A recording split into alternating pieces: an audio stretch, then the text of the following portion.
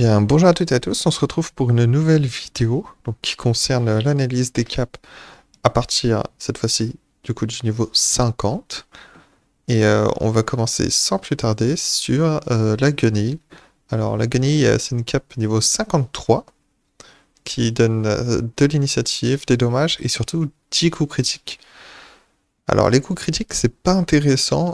Le seul endroit où c'est que ça va pouvoir être intéressant, ça va être, enfin le seul endroit, la seule classe qui va pouvoir en bénéficier, ça serait certainement un SRAM avec qui veut se mettre coup critique 1 sur 2 à l'attaque mortelle, donc bien plus haut niveau, enfin bien plus haut niveau, autour du niveau 100 quoi, et qui utiliserait ce genre d'item du coup pour parvenir au coup critique 1 sur 2 puisqu'il y a des gros paliers sur l'attaque mortelle pour faire le coup critique 1 sur 2 et le coup critique est très intéressant.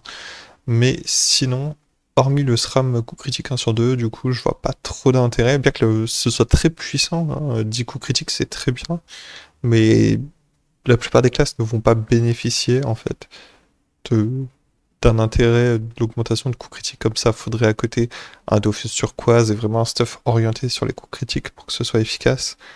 Et si vous commencez, enfin voilà, vous jouez normalement, tranquillement, vous allez pas mettre 1,5 million dans votre Dofus turquoise. Enfin, ça coûte peut-être un petit peu moins sur ce serveur, mais voilà, le but c'est quand même d'avoir quelque chose de cohérent et du coup ça en fait plutôt un item qui serait dans une optique d'être un stuff assez coûteux quoi. Donc ça correspond pas trop à ce qu'on recherche pour, euh, pour un débutant quoi. Ou pour un premier perso même si la personne ne débute pas. Ensuite, on a la Scaracap noire. Donc là, contrairement aux autres Scarafeuilles, là, c'est ce qui correspond un peu à tout ce qui va être neutre, en fait. Hein. Donc la résistance neutre, il n'y a pas de boost d'éléments spécifiques. Il n'y a que 4 dommages. Donc honnêtement, bah, ça sert à rien. Les pourcentages de dommages au piège, ça ne sert évidemment qu'au SRAM. C'est pas spécialement intéressant, on peut clairement passer cette cap. Ensuite, là, on tombe sur une cap qui donne un PM, un PO. C'est plutôt pas mal. Avec une invocation, ok. Mais retirer de la sagesse et n'apporter aucun bonus offensif, c'est quand même assez dommage. Après, théoriquement, du coup, ça reste plus avantageux qu'une capo d'indo, par exemple. Parce qu'il y a la PO en plus du PM.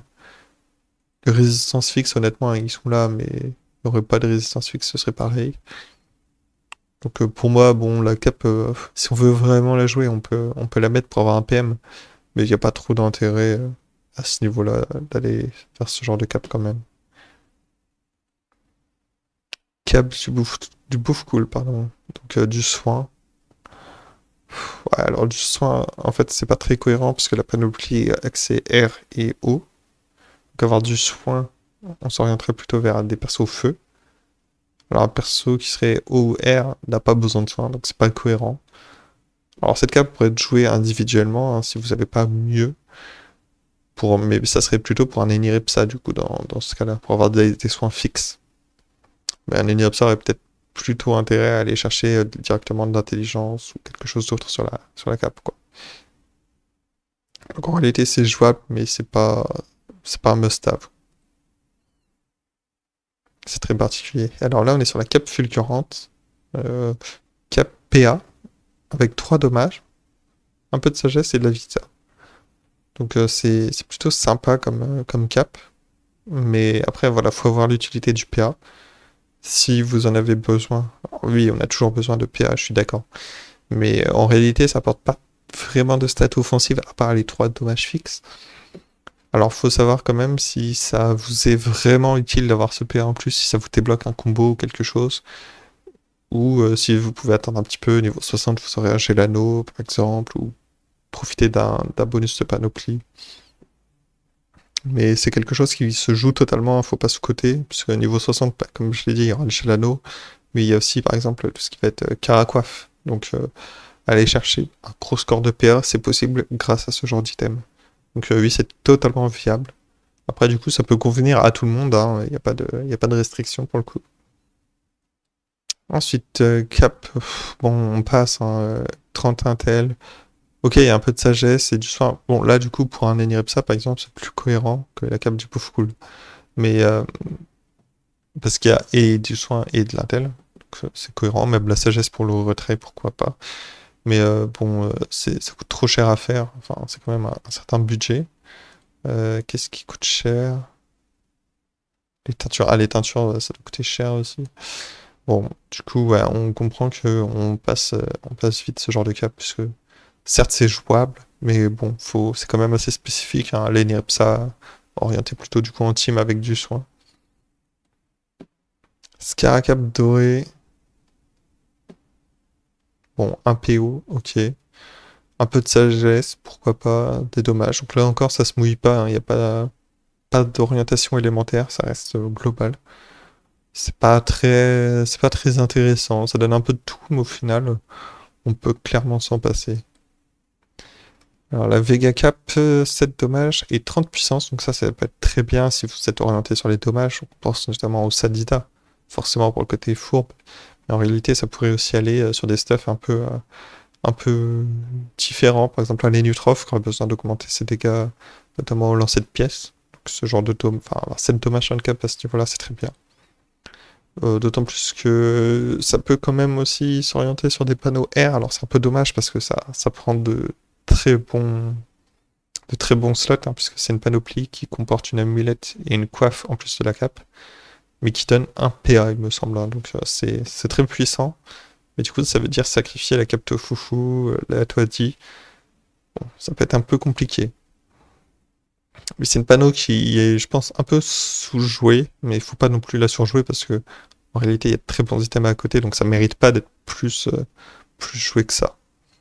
Mais il faut savoir que c'est une option qui existe et qui est pas, voilà, qui est pas horrible. Hein. La cape indépendamment, comme la panoplie en entière, voilà, ça reste une solution. Et sachant que la cape n'est pas orientée d'un élément précis, donc quel que soit votre élément, ça peut vous convenir. Là, en revanche, on est sur une cape qui est très orientée, puisqu'on est sur la Cara Cap, qui est une cape chance avec 30 chance, 30 sagesse, très bien. Là, d'avoir enfin, un gros score de sagesse comme ça, c'est bien pour une cape qui en plus donne de la chance. Sachant que ça fait partie d'une panoplie, donc la panoplie de la tortue, qui comprend aussi la caracoiffe, euh, qui donne un PA, des bots aussi, qui sont très orientés chance, et le familier Atouin, qui peut donner soit 10 dommages, soit 10 en soin. Donc c'est quelque chose qui est jouable tout seul, mais aussi, faut pas hésiter à le jouer avec par exemple le familier et puis la coiffe au moins. Voilà, ça fait un bonus de panoplie en plus, avec qui apportera de la chance et des dommages, il me semble. Donc c'est quelque chose qui est quand même assez coûteux, hein, on est d'accord. Mais c'est voilà, c'est une transition acceptable si vous êtes sur, par exemple, encore une Aquadala ou quelque chose comme ça. C'est une transition acceptable. Puisque ça donnera un bon équilibre entre et les dommages et la chance en termes de statistiques pures, quoi. Ensuite, on a la Gelocap, qui effectivement, bon, elle est très jouée, mais en fait, c'est pour la prospection. Hein. Vous devez pouvoir trouver des G, voilà, 29, 27, 28 de prospection. Bon, ça descend vite. C'est parce qu'il y a un beau score de prospection de base, ça va jusqu'à 20. Et la portée peut servir pour monter la prospection, du coup, ça peut servir de puits, en fait, en forge de magie. Donc effectivement, bon, c'est une bonne cap, c'est très orienté pour le drop, hein, pour la prospection. Sinon, il n'y a pas trop d'intérêt à la porter. Et vous pouvez clairement passer à côté. Cap du Koalak. Donc là, bon, on est sur des résistances fixes. Je l'ai déjà dit, les résistances fixes, c'est très spécifique. On passe, quoi, ça n'a pas trop d'intérêt. La panoplie, c'est une full panoplie orientée agilité. Bon, c'est pas. Voilà, ça demande de porter, je crois, le familier, l'arc aussi. Donc, c'est beaucoup de contraintes. Pour au final, des bonus pas très intéressants. Ensuite, une cape avec de la PO, de la vita et de la puissance. Ok. Bon, c'est sympa parce que voilà, il y a quelqu'un qui nous suit, hein, comme dit dans la description. Mais en elle-même, la cape n'apporte rien, c'est juste cosmétique. Puisque bon, voilà, on voit, il n'y a même pas de G qui sont forcément améliorés. Alors les bonus sont pas forcément horribles, on est d'accord, mais au final, il y a quel que soit votre élément, vous aurez une alternative plus intéressante, quoi. Que 30 puissance, c'est un peu faible. On passe niveau 60 quand même, on s'attend à des meilleurs bonus. Ou alors au moins que ce soit à une panoplie et qu'il puisse avoir un bonus de panoplie. Là, c'est pas le cas, donc on peut clairement passer.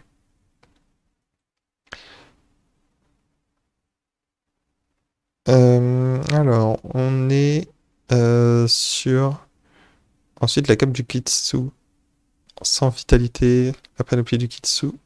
On est d'accord, hein, c'est pas forcément très intéressant, c'est surtout peut-être pour la forge magie, pour du brisage. Sinon, il n'y a pas trop d'intérêt à jouer. Enfin, c'est que 100 points de vie, autant jouer à une cape x8, c'est plus bas niveau et ça coûtera peut-être moins cher. Cap Terdala.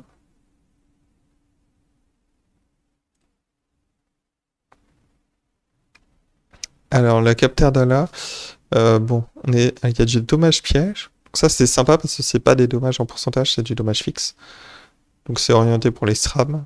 Enfin, orienté pour les SRAM. Toute personne terre peut jouer la panoplie Terdala, mais cette cape-là, précisément, indique que bah, c'est sympa pour les SRAM aussi. 25 en force, c'est assez faible, hein, donc la résistance à côté, ça prend pas grand-chose. C'est une cape assez vide en soi, et quand on a la bouffe cap royale à côté, non, c'est la cape bouffante royale, je crois. Enfin, c'est, voilà, niveau 50, cape bouffante royale. 60 en force, hein, donc la cape Terdala est un peu en dessous.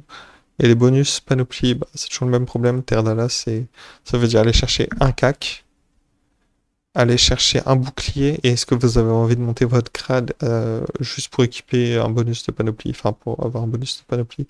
Je pense pas, hein, ça c'est... Soyons honnêtes. Mais après, sinon, oui, c'est une alternative, voilà, ça coûte pas cher. Bon, c'est jouable. Et sur un SRAM, vraiment, c'est avantageux d'avoir les 10 dommages au piège. Sur vos pièges sont là, ça peut être effectivement jouable pour le coup. Alors, la poilue, 20 de sagesse, 2 de PO. Ah, ça sert à personne, hein. Y a pas de bonus offensif. On peut clairement passer, il n'y a pas trop besoin de s'attarder là-dessus. Même si le bonus de PO est intéressant, le reste laisse à désirer. Là, pareil.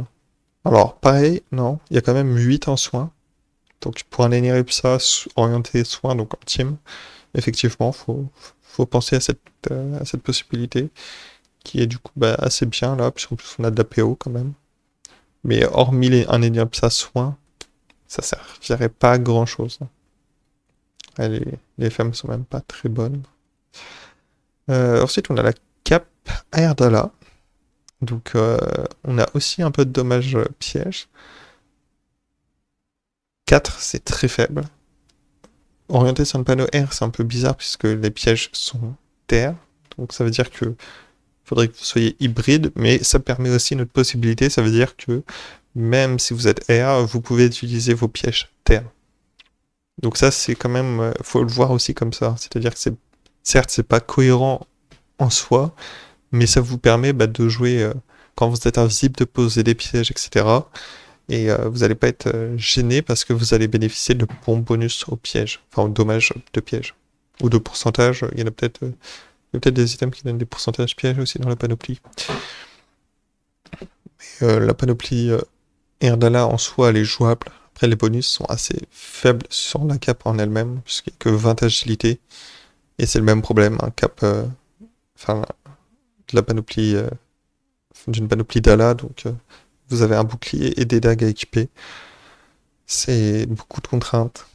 Et au final, pour pas forcément tant de bonus agilité, puisque là on voit on a des résistances et tout, donc bah, ça prend entre guillemets des statistiques sur la cape, alors qu'on aurait pu avoir plus d'agilité par exemple. La cape Tofufu, c'est toujours sans agilité à côté, donc bon, cette cape là malheureusement c'est pas trop ça si vous êtes R, quoi, c'est le problème. Cap du désir de boule. Bon, 30 sagesse, donc si vous êtes ça, pourquoi pas. 5 dommages, donc ça rend la cape intéressante pour le coup. Puisque les 5 dommages bah, fixes, donc ça vous permet de jouer un petit peu. Donc bah, faut toujours jouer des petits sorts hein, ou des sorts avec beaucoup de lignes. Donc ça peut être un Sadida fourbe, etc. Bon, je vais pas revenir dessus à chaque fois. Mais c'est ce genre de gameplay en fait. Les Kataku critiques, ils servent pas à grand chose. Il faut voilà avoir. Alors c'est quoi le max? C'est 5, voilà, comme ça, un G comme ça, ok, c'est sympa. Après, il faut prendre en considération le prix. C'est quand même pas trop donné. Bah ensuite, on a un gros trou, puisqu'on arrive directement, on passe de 67 à 80, et on arrive avec les caps de classe. Bon, là, il faudrait des vidéos à part pour parler des panoplies de classe, hein, donc y a pas, je ne vais pas revenir là-dessus. Lisez, lisez les sorts modifiés par la capa de votre classe, et regardez si ça peut vous intéresser ou pas, quoi, en gros. Mais sachant qu'il y a des capas intéressantes. C'est pas, les items de classe ne sont pas nuls. C'est vraiment, au-delà du fun, il y a vraiment des items utiles. On revient sur un item classique, la cape d'Eliawood, 2 PO, 8 dommages, 35 intel, et 3 lignes à 15% de résistance fixe. Alors là, pour le coup, des résistances fixes comme ça, c'est assez intéressant, puisque bah, 15, ça devient assez conséquent, on est plus sur du 6, 7, 8. On est sur un bon bonus dans 3 éléments en plus. Le problème, c'est que, bon, généralement, si vous jouez ça, c'est plutôt vous êtes à distance hein, avec la PO que ça donne. Les 2 PO, c'est très bien. Les 8 dommages, c'est excellent. Donc, évidemment, si vous êtes feu, vous allez la jouer.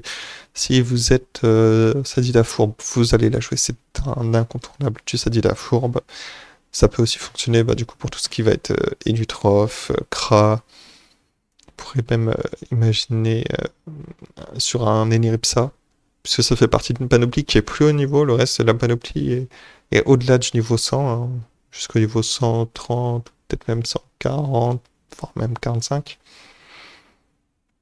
Donc c'est une cape qui est aussi jouable en panoplie, et qui est orientée Intel, donc parfait pour tout ce qui va être Eniripsa.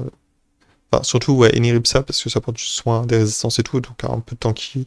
Ça pourrait marcher aussi sur un Feka, par exemple. Yop, aussi, ça marche. Enfin voilà, il y a beaucoup de classes, c'est vraiment une classe, enfin une cape très forte, et il y a beaucoup de classes qui peuvent en bénéficier. C'est un incontournable au niveau 80, quoi. Cape de phare, alors là par contre, on n'est plus dans l'incontournable, hein. Là on peut clairement passer. Ça voilà, c'est typiquement le genre de cap, ça part dans tous les sens. Il y a un peu de résistance fixe, mais 3 c'est ridicule, des résistances en pourcentage, mais très faibles. Une créature invocable. Ok, pourquoi pas de la sagesse, un peu d'agilité, de vitalité, des pods. Ça donne tout, au final ça donne de rien. Le bonus de panneau est pas très intéressant. Vous pouvez passer. Idem pour la cape de Shika. C'est le même niveau, sauf que là on passe en chance. Alors que Farl c'était en force. En agilité, pardon. Shika ça passe en chance, mais bonus, hein, c'est exactement les mêmes bonus, juste dans des éléments différents. On peut passer, c'est pareil, panoplie, on passe. Ok, donc là on continue dans les caps de classe. On va passer.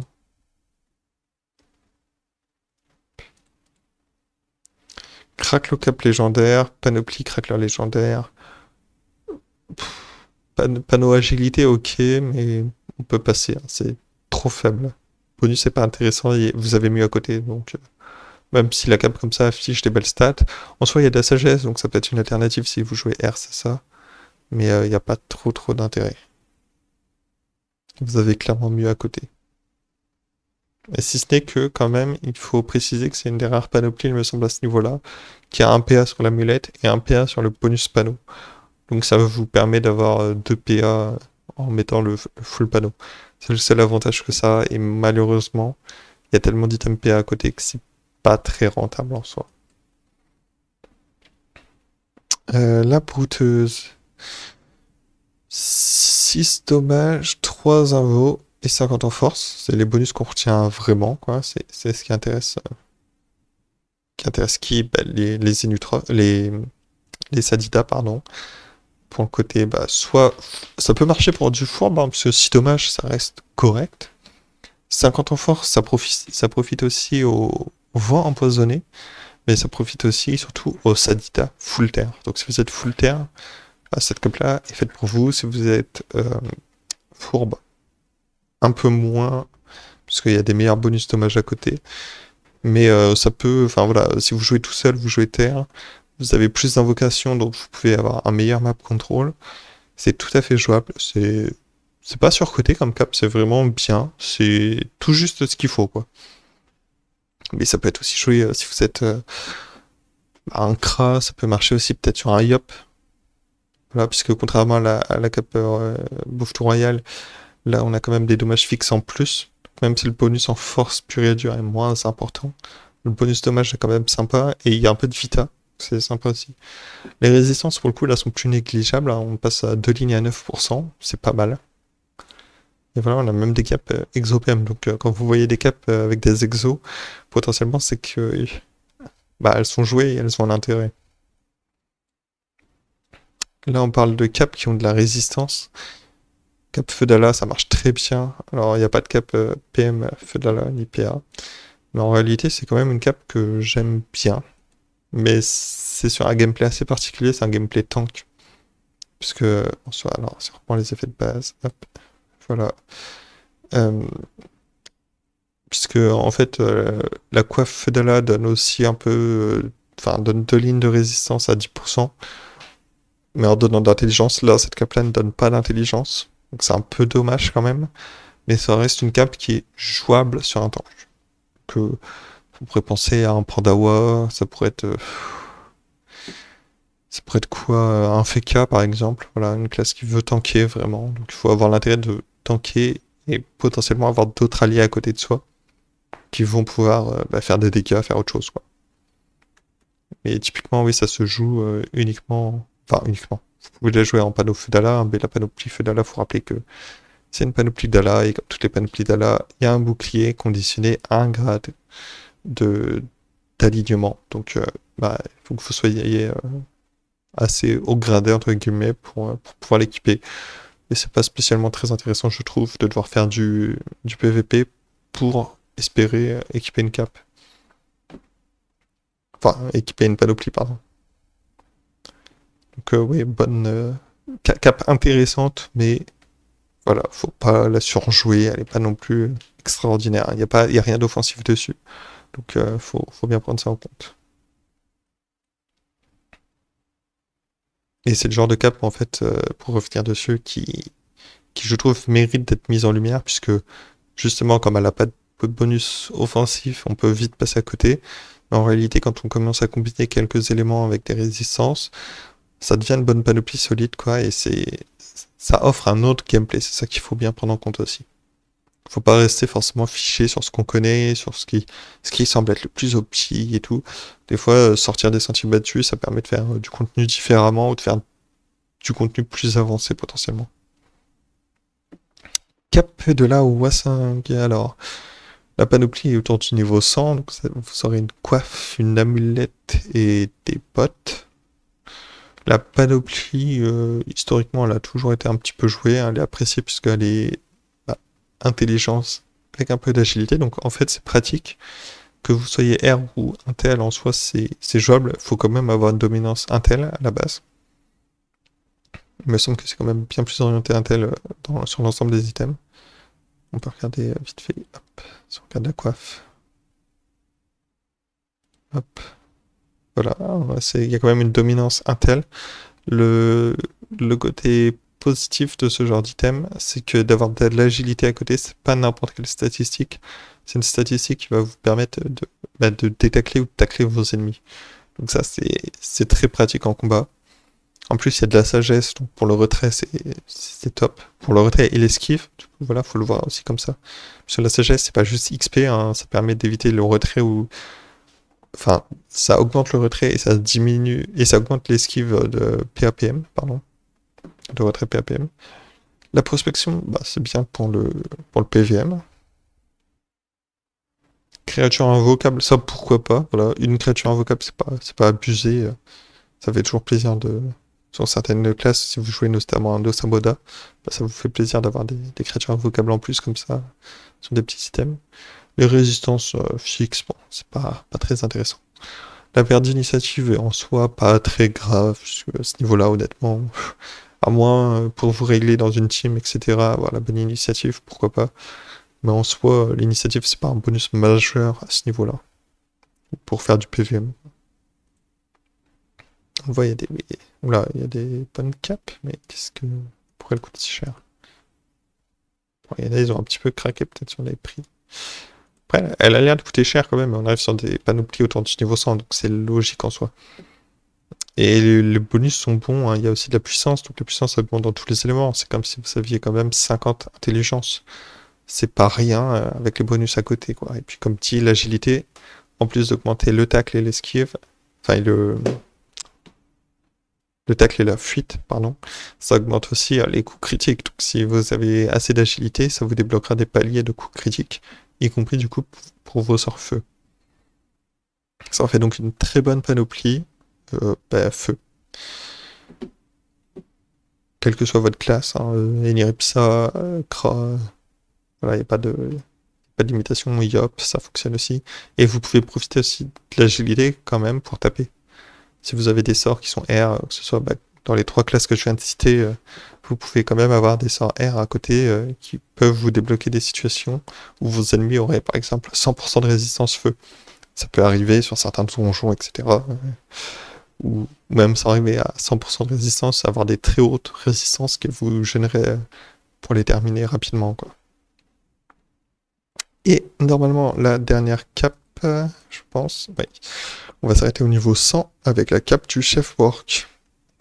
Alors, beaucoup de résistance fixe dans tous les éléments, hein, 4. Jusqu'à 4 max, c'est pas terrible. 5% dans 3 éléments, ok, pourquoi pas. 4 dommages, c'est sympa, c'est pas exceptionnel. 40 agi et 40 chance, ça c'est pas mal. Et 50 vitalité, un peu de prospection. Bon, les bonus sont ok. Après, ça va plutôt être une cape, du coup, j'aurais tendance à dire si vous êtes chance que agilité. Ou alors, il faut vraiment avoir un intérêt pour le bi-élément. Si vous comptez juste porter la cape sans parler de la panoplie en entière, qui est une panoplie plutôt orientée force et agilité. Là, vous avez une cape qui, il faut la prendre individuellement et orientée chance agilité, peut pas, par contre, du coup, aller à des personnages un peu différents qui iraient la panoplie, comme par exemple un Eka Flip. Vous jouez Eka Flip avec le bluff, bah, de l'agilité et la chance, c'est ce que vous cherchez. C'est parfait. En avoir 40, c'est pas mal, quoi. Dans 2 éléments, avec quand même 4 dommages fixes, donc pourquoi pas. Après, on va pas se mentir que les résistances, bon, c'est un peu anecdotique. Est-ce qu'on a quoi? Bon, voilà, on a du mal à avoir des bons jets, hein. Il n'y a pas trop de jets corrects en termes de résistance et tout. Enfin, il n'y a pas trop de trucs équilibrés, on va dire. Après, l'avantage, c'est que vous en avez à tous les prix. Et ça commence assez bas pour une cape niveau 100, commencer à 40 000 kamas, bon, ça va. C'est une cape du coup qui est jouable. Après, faut pas la surjouer non plus. Mais ça peut tout à fait aller, aller à votre perso. Elle va venir vite par contre en confrontation avec la cape Dragon Cochon, par exemple. Voilà. Qui est une cape full chance. C'est pour ça que j'insiste sur le fait qu'il faut vraiment avoir un intérêt quand même à être et chance et agilité pour mettre cette cape. Ou alors être chance et bénéficier de plusieurs bonus agilité comme ça pour permettre, comme pour la panoplie WA5, de tacler, détacler sans forcément avoir de sort R.